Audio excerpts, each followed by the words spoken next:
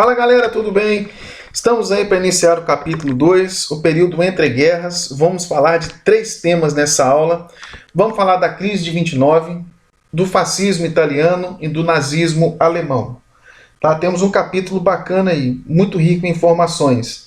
Tá? Vou ser o mais objetivo para filtrar essa matéria para vocês e vou utilizar 2 semanas para trabalhar com essa aula. Beleza? Tudo bem? Assista a aula para criar dúvidas e me... Muito bem, nós temos aí, né? Isso é um evento que acontece após a Primeira Guerra Mundial. E como é que estava a economia europeia? E como que estavam os Estados Unidos nesse período? Página 21 e 22, serei bem objetivo aqui para vocês. Tá? O que me interessa, assim, com mais peso, vai estar na crise de 29. O que aconteceu com a Europa após a Primeira Guerra Mundial? Tanto os países vencedores quanto os perdedores, né, ou quanto os derrotados, estavam altamente arrasados.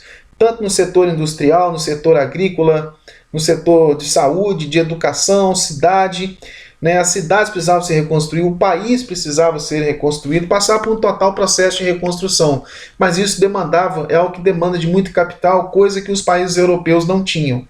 Então os europeus, mesmo vitoriosos, estavam economicamente arrasados. França, Inglaterra, Itália, Alemanha, né, os principais países que participaram da Primeira Guerra Mundial.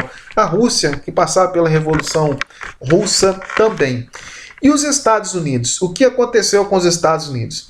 Os Estados Unidos estavam muito bem, né, participaram da Primeira Guerra Mundial, não tiveram seu território atacado, enriqueceram muito com a exportação de armas, tá, na Primeira Guerra Mundial. Tá? E acontece que você tem um contraste muito grande entre os Estados Unidos e a União Europeia e a Europa. Enquanto a Europa tinha indústrias e agriculturas arrasadas, os Estados Unidos estavam, né, com esse setor industrial e agrícola em ascensão. E os Estados Unidos, com a finalidade de ajudar a Europa no seu processo de reconstrução, propôs, né, o financiamento da recuperação da Europa. Tá? Os Estados Unidos cresceram o olho na Europa, mas esse olho grande dos Estados Unidos na Europa vai lhe custar muito caro. Vamos continuar falando um pouquinho sobre a ascensão americana, ou ascensão dos Estados Unidos, ainda na página 22. Nós temos o seguinte, nos Estados Unidos, nos anos 20, né, nos anos de 1920, nós vamos ter a impulsão da segunda revolução industrial nos Estados Unidos. Aí nós vamos ter, né, o aperfeiçoamento das linhas de produção, a época do Fordismo, que vocês viram em geografia, né, um melhoramento muito grande de investimento em pesquisas na produção de aparelhos eletrodomésticos e de automóveis. Eletrodomésticos e automóveis vão se destacar nos Estados Unidos, vão fazer isso aqui, ó. Né, vão ter uma explosão muito grande, porque no final do século XIX, início do século XX, eu tenho o boom da empresa automobilística. Mas acontece que os Estados Unidos vão tomar algumas medidas protecionistas, né, que vão lhe complicar muito aqui, que vão fazer com que eles entrem em crise. As medidas protecionistas externas quer dizer que os Estados Unidos elevaram seus impostos de importação. Tá? Então eles criaram uma barreira para a entrada da mercadoria europeia. Se a Europa quisesse se recuperar, investir na sua indústria e vender para os Estados Unidos, ela não conseguiria colocar o seu produto com preço competitivo no mercado americano, porque ela teria que pagar um tributo elevadíssimo. Deixa eu usar minha canetinha aqui, ó. Vou usar meu ponteiro, caneta. Aí, ó, é como se essa medida externa aqui fosse, né, um muro que os Estados Unidos criaram. Também para que a Europa, né, colocar o seu produto aqui seria complicado. Só que você tem um estímulo do mercado interno. Esse estímulo do mercado interno vai gerar a crise da superprodução, porque a Europa imediatamente, né, na página 22, 23 aí, ela vai dar uma resposta muito grande aos Estados Unidos. Agora, esse aumento do mercado interno, né, o enriquecimento dos Estados Unidos, vai criar uma coisa conhecida como estilo de vida americana, que a gente tem logo no título desse slide aqui, American Way of Life, né, o estilo de vida americano. Qual é o estilo de vida americano?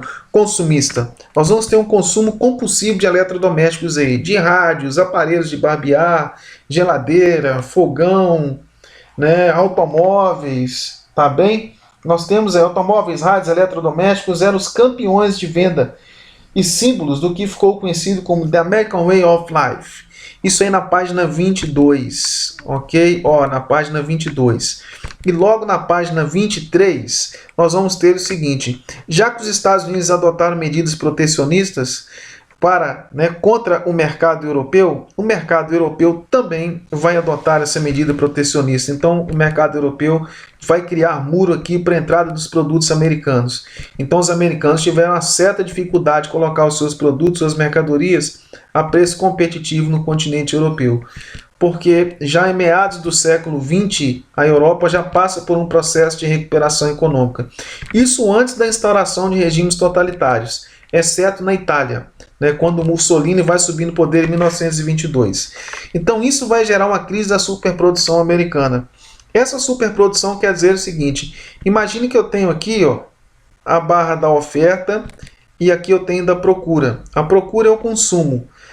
Acontece com essa crise da superprodução americana, a queda na exportação fez com que o mercado americano interno dos Estados Unidos ficasse com essa coluna aqui da oferta muito grande.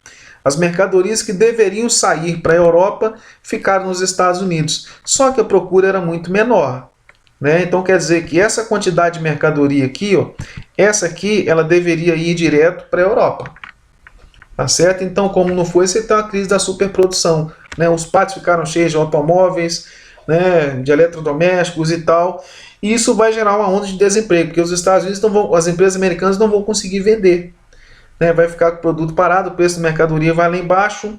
E por que vai ter essa onda de desemprego nos Estados Unidos? Porque nós vamos ter a mecanização do campo. A mecanização do campo, aí na sua página 25, já estou lá na página 25, 24 e 25. Essa mecanização do campo, cara, fez com que houvesse um desemprego no campo.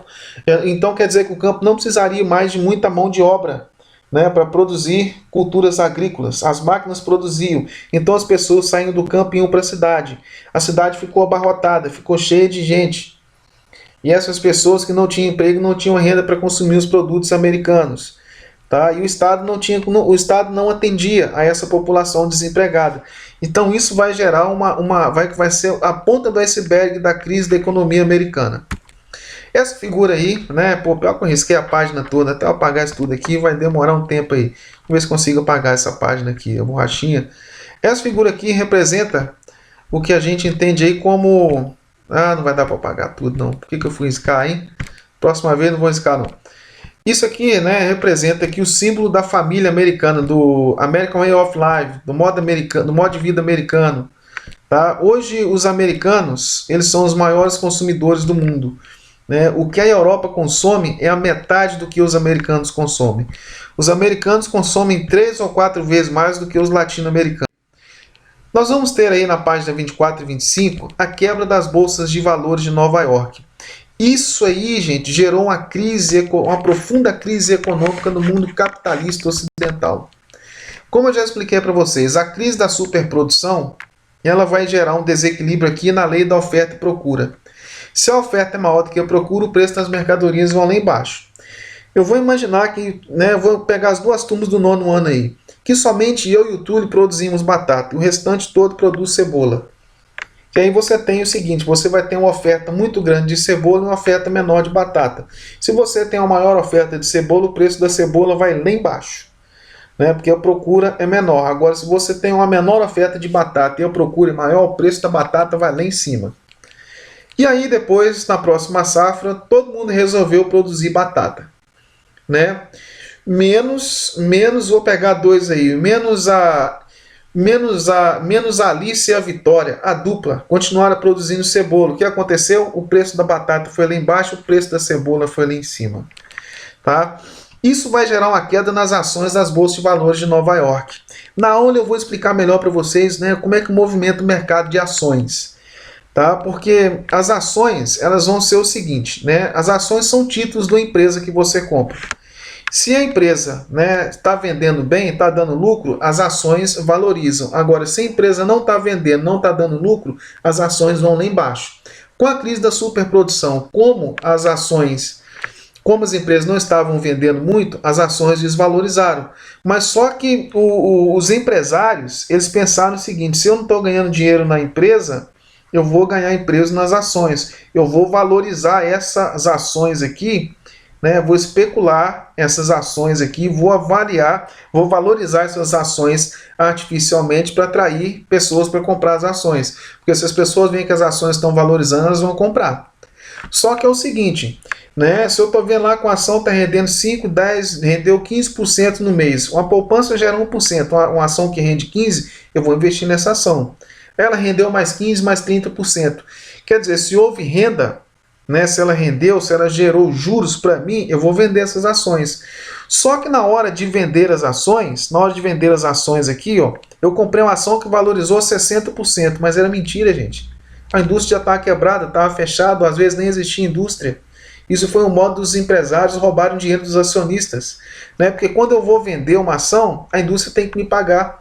Vou dar um exemplo simples aqui. Eu vou imaginar que eu comprei uma ação da Petrobras, né? Eu comprei a ação a R$12. Eu vou imaginar que depois de 6 meses ela está valendo R$24. Então ela dobrou de preço, né? Então se eu for vender, se eu comprei 10 ações a R$12, eu paguei R$120. E se ela está valendo, então, se 10 ações está valendo R$224, ela vai estar valendo aí praticamente R$240. Né? Ou se eu comprei 100 ações, ela vale 2.400. Se eu comprei a 1.200, ela vale 2.400 quando eu vender. E quando eu fosse vender as ações, a Petrobras tem que me pagar isso aí. Tá? Mas acontece que o que aconteceu aqui? Né? Os empresários valorizaram as ações sem estar vendendo. E aí, sem que a empresa estivesse dando lucro, mas eles valorizaram, mentiram, falaram mentira, a ação está valorizada aí a 30%, a 60%, pura mentira. Quando os acionistas foram vender as ações que tinham comprado, né, o empresário não tinha como pagar, era mentira, aquilo eram só números, ele não tinha dinheiro físico para pagar, tá? No tanto que rendeu ali. Isso vai gerar uma crise econômica muito grande no capitalismo ocidental. No mundo capitalista ocidental, nos Estados Unidos, no Canadá, na América Latina, na economia cafeeira, na Europa Ocidental, no Japão, isso gera uma crise gigante nas relações comerciais aí, porque todo mundo que apostou aqui nas ações, quando foram vender as ações, viram que as ações não valiam nada. Eles acabaram entrando em crise, eles perderam dinheiro, né? Investi lá 600 mil em ações, que não valiam nem R$10. Então eu perdi grana nisso aí. E eu mesmo quebrei, né? O país quebra, tá? Então, gente, e o que acontece? Acontece que o mundo capitalista inteiro entra em crise. E aí você tem o noticiário, né, do jornal Veja, da revista Veja, outubro de 1929. Quebrou. Uma irrefreável onda de vendas derruba o preço das ações. Causa pânico na Bolsa de Nova York e leva milionários à bancarrota, ou seja, a quebradeira. Os caras entraram em falência. Para onde vai a economia do país mais rico do mundo? A crise da economia do país mais rico do mundo derrubou todas as economias dos países capitalistas do mundo ocidental. A União Soviética socialista ficou vendo tudo de fora, né, esperando a hora que o capitalismo viesse entrar em falência para que houvesse... Porque nós vamos ter aqui a política do New Deal, ou Estado do Bem-Estar Social, ou Estado keynesiano. Página 28 e 29. Página 28 e 29. Nós temos aqui o New Deal. Essa proposta aqui vai ser o seguinte: até a crise de 29, da Revolução Francesa até a crise de 29, eu tenho um Estado liberal. No Estado liberal, quem manda na economia é o setor privado, é a burguesia, é o empresariado, é o dono da indústria, é o dono das grandes corporações, são os banqueiros. Só que o setor privado, né, não deu conta, não foi responsável para a manutenção de uma economia estável, que gerou a crise de 29. Então o Estado agora passou a pensar o seguinte: o Estado, o país, o presidente falou o seguinte: eu vou intervir. O setor social e econômico do país vai ficar sob minha responsabilidade. Essa foi a proposta de Franklin Roosevelt. Por que Estado keynesiano? Porque o Maynard Keynes era um economista que propôs essa ideia a Franklin Roosevelt. A criação do Estado de Bem-Estar Social, do Estado Soberano, ou New Deal. Vargas e os Estados totalitaristas vão adotar a mesma ação. Né? O que Franklin Roosevelt fez aqui? Investiu em obras públicas para acabar com o desemprego, né? Interviu no setor industrial, interviu na agricultura. Estudem na página 29, tá? Na página 28. Propôs as reformas trabalhistas, para dar segurança aos trabalhadores, deu a eles direito de liberdade sindical, seguro-desemprego e previdência social. Essa liberdade sindical aqui não vai fazer parte da era Vargas e nem da Itália fascista de Mussolini e da Alemanha nazista de Hitler. Tá bem? Os trabalhadores, a classe operária não terá liberdade alguma.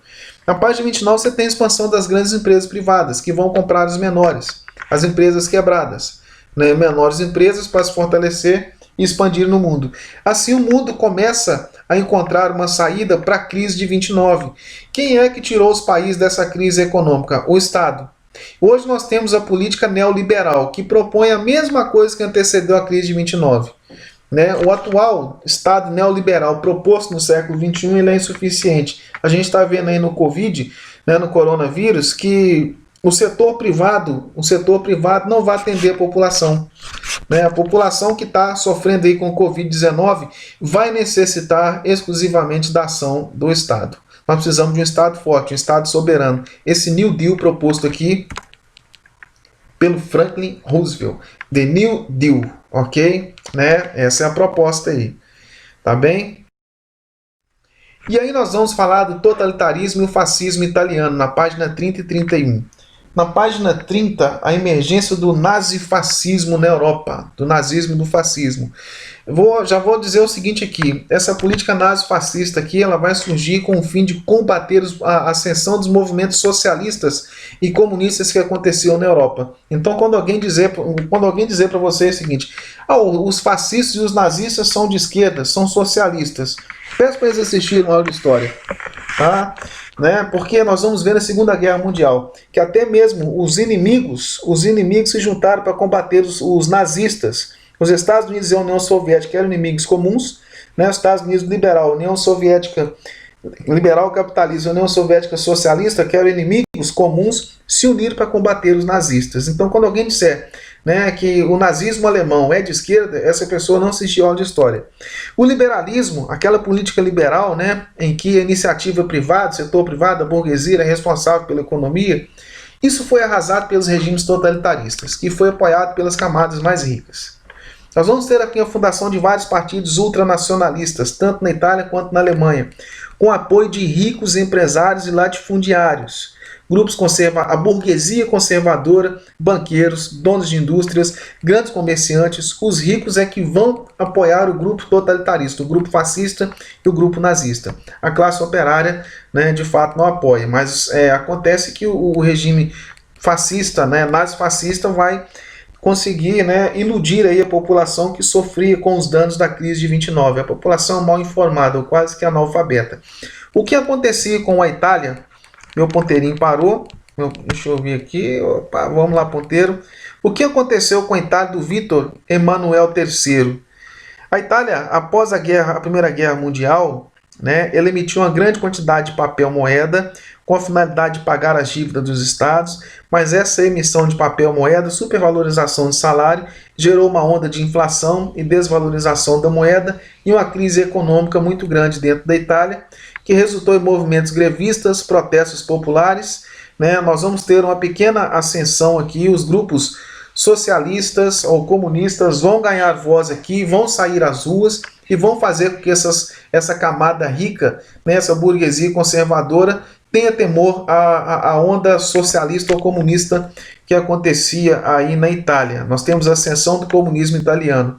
Então, né, esse grupo aqui da camada mais rica vai apoiar aqui esse grupo paramilitar, que é o Face de Combatimento, fundado pelo Benito Mussolini, que era membro do Partido Socialista Italiano.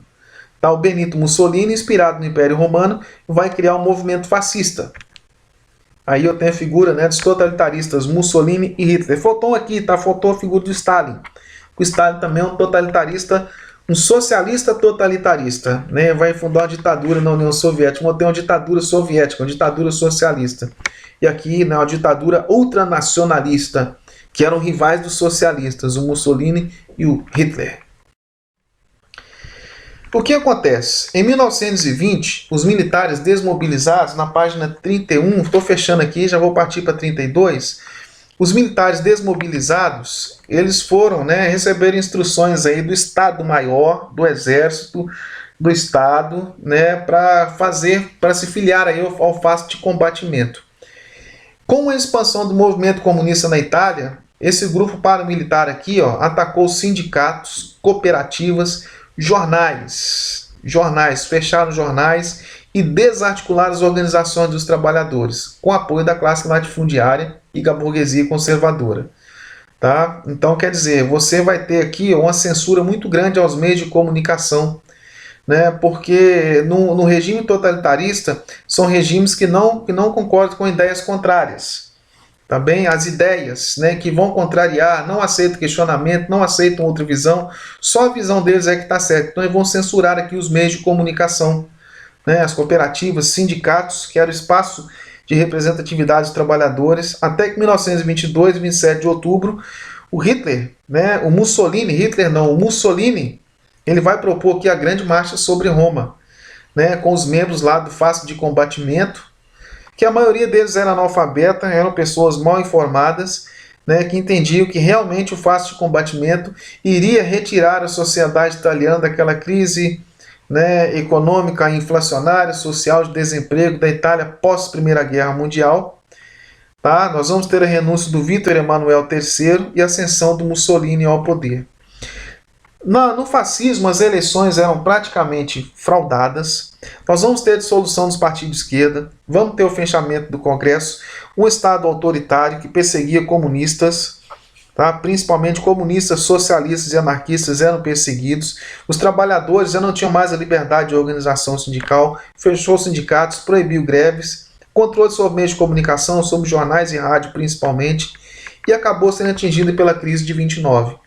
Tá? E o fascismo, né? E depois aqui, gente, na página 33, o Hitler vai invadir a Etiópia, né, da África, e não vai respeitar a Liga das Nações. Tá? E depois os italianos vão firmar acordos aí depois de 33 com a Alemanha nazista de Hitler. Ok?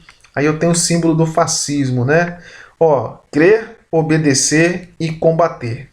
Né? São símbolos aqui que fazem referência ao Império Alemão, tá bem? Ao fascismo, o face de combatimento. A Alemanha nazista, página 35. Nós sabemos que após a Primeira Guerra Mundial, tem uma fotinha na página 35 aí da Rosa Luxemburgo, revolucionária da Liga Espartaquista, do Partido Comunista Alemão, fundado por Rosa Luxemburgo. A Alemanha foi submetida ao Tratado de Versalhes, após a Primeira Guerra Mundial, quando a Alemanha ficou responsável para arcar com todos os custos e prejuízos de todos os países que foram atingidos pela Primeira Guerra Mundial, porque toda a culpa da Primeira Guerra Mundial caiu sobre as costas da Alemanha. Em função da crise que a Alemanha vivia após a Primeira Guerra Mundial, nós temos aqui a ascensão de um grupo comunista, do Partido Comunista Alemão, formado pela Liga Espartaquista, por Rosa Luxemburgo, que foi um partido reprimido, foi fechado pelo Estado. Tá?